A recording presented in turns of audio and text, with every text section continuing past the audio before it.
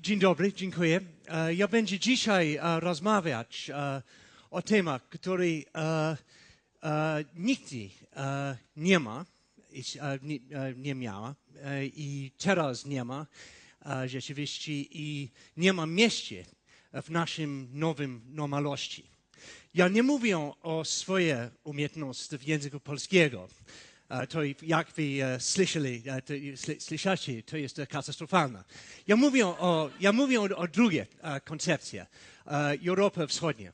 So for those of you who don't speak Polish, and maybe for those of you who do and don't understand my Polish, I want to talk today about a concept which doesn't exist anymore. A concept which I may say I've been devoting the last 30 years of my life to, but I think it's now time to get rid of. And that concept is Eastern Europe. Eastern Europe is a concept that started with the Cold War and the Iron Curtain. And it sort of made sense then. It really meant Eastern-ruled Europe rather than Eastern Europe because, as you can see, Prague is to the west of Vienna, Helsinki is on the same longitude as Tallinn, and there were bits of Eastern Europe which were like Yugoslavia, which were not really under Soviet rule, Albania, which was also not under Soviet rule. So even then it was a pretty untidy concept. But it sort of made sense. Western Europe basically free, Eastern Europe basically not. But since the fall of the Iron Curtain, this term has stayed. It's become a kind of lazy, anachronistic shorthand, very handy for journalists, for commentators, for economists, even politicians, who want to try and talk down, I think, the countries of the East. The idea is that this is a place where people are very poor, where politics is very unstable, which is not really integrated into the European mainstream, a country which is a bit weird, a bit different. It's Eastern Europe. It's almost used as a term of abuse. You know, the food was really bad. It was like East European. This, incidentally, is a Roma settlement somewhere in Serbia, I think outside Novi Sad. And for many people, they would say, yeah, that looks kind of East European. And I think this is totally out of date and unfair. And if you start off just looking at the economics, because I work for the Economist, and so we always like the numbers. Okay, so Eastern Europe is not poor. There are East European countries, so-called East European countries like Slovenia, which are richer than some countries in Western Europe. More important is the trajectory. All the 10 members, the new members of the EU, or newish, because it's not that new now, have deficits that are falling and economies that are growing. There's not one of them, not even Hungary, is in the same basket case category as Greece, which is supposedly a West European country. So the economics is, I think, beyond doubt, it no longer means anything to say Eastern Europe. But it's not just economics, it's culture as well. You all know who this is. I don't need to tell you, this audience. But I'm just going to whiz through. These are the people from this supposedly obscure, marginal, not in the mainstream part of Europe. That was Copernicus, for those of you who don't know. Chopin, Liszt, Dostoevsky, Conrad, TEDxKrakow, Marie Curie, Kundera, Kafka, Kandinsky, Chagall. I just started off with the C's and the K's, then add another two. But you could really fill a whole talk just putting up pictures of people from this supposedly marginal, non-mainstream part of Europe. Then let's look at security. There's the idea that Eastern Europe is this kind of vulnerable bit of Europe that consumes security and doesn't provide it. Again, not true. Countries in Eastern Europe tend to spend more on security than those in Western Europe. You've got countries like Poland and Estonia, which are nearly up to 2% of GDP. You've also got countries like Slovakia and Lithuania, which have pretty much given up. You've got countries that are neurotic neutrals, like Ukraine, supposedly Eastern Europe. You've got countries which are ardent Atlanticists, like the Czech Republic or the Baltic states. So there's no security conception in which Eastern Europe makes sense. And I think that the key point to remember here is that it's about integration. Eastern Europe is integrated into Western Europe to the point the concept doesn't make sense anymore.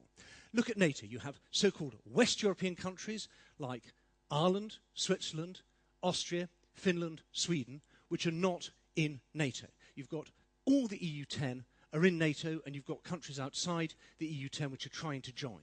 So it isn't to do with NATO. It's not to do with Schengen. When I arrived from Britain yesterday, I went as a non-Schengen visitor into the Schengen zone. The Schengen zone includes lots of East European countries and it excludes countries like Britain, which are not in Schengen. So it's not about that.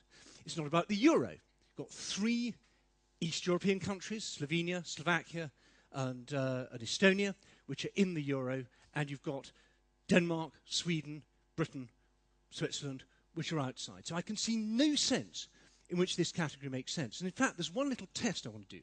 There is only one country in Europe, one country, which is a member of both the EU and of NATO and obeys the rules of both those clubs. It meets the debt and deficit and inflation criteria for the Eurozone, and it's in the euro, and it also meets NATO's rule of 2% of GDP on going on defence spending. One country, this is a country that was not even on the map 20 years ago, well, 20 years and 2 months ago, a country which people wrote off as just another East European basket case. Anyone guess which country that is? The one country in Europe, in NATO, which actually meets the rules. Correct. Very good. You win a prize. Now, if we don't have Eastern Europe anymore as a concept, and I think we shouldn't, what do we have instead? Well, I think we should have some new categories. This, for example, is the old Hanseatic League, kind of very early free trading version of the free EU, based on cities really rather than countries. And I think Baltic Europe kind of makes sense. It's not just that the people around the Baltic Sea all eat herring with boiled potatoes, which people tend not to. It actually stretches down to Holland as well, but they eat herring there as well. But these are countries which are mainly Protestant, although obviously Poland is an exception, but they all are, they have solvent, strong, stable governments. They are instinctively free trading, they're instinctively open, and nowadays they're all pretty worried about Russia. And it's a major part of NATO's thinking, is thinking about Baltic security in a way that actually involves supposedly non-NATO Sweden and Finland. So I think Baltic Europe kind of makes sense. I think another one that makes sense is Danube Europe. This is the great European river, and you can see if you just take the Danube itself, then that's Germany, Austria, Hungary, Serbia, Romania, Bulgaria, and if you want to be very kind, a tiny little bit of Moldova. If you include the tributaries to the Danube, it includes other bits of ex-Yugoslavia and the Czech Republic as well. So I think Danube Europe kind of makes sense. In fact, the Hungarian presidency made a big thing in the first 6 months of the year of promoting Danube Europe. Another one on a slightly less happy thing, this is a German map, just to show I'm not trying to make the Anglosphere the dominant cultural hegemon. This is Roma Europe. This is the tints show the percentage of Roma population. Again, this is not, Roma is a terrible European social problem. Very bad education, very bad housing, lots of discrimination, lots of criminality, very high birth rate, a really big problem, particularly, I think, for our children going forward. Failure to do Roma integration. But again, it's not just an East European problem. Spain has big Roma population, done pretty well with it. Turkey, big Roma population. Also some of the traditional East European countries, but then again, not others. I think that what we're now seeing is a new emerging pole in Europe. And I say pole not because of Poland, because it's a pole of attraction. And that is the countries, roughly the ones around the Baltic Sea, which I showed you, but adding to that, Austria, Switzerland, Slovenia, Czech Republic, and Slovakia. And those are countries which all have a lot of things in common. They are stable politically, no worries about weird extremist parties. We have those worries a bit further east, a bit further south, and a bit further west, but in that core chunk of Europe, you have basically stable politics. You have strong economies. No one anywhere near a bailout. No one's worried about credit ratings. The credit ratings are going up.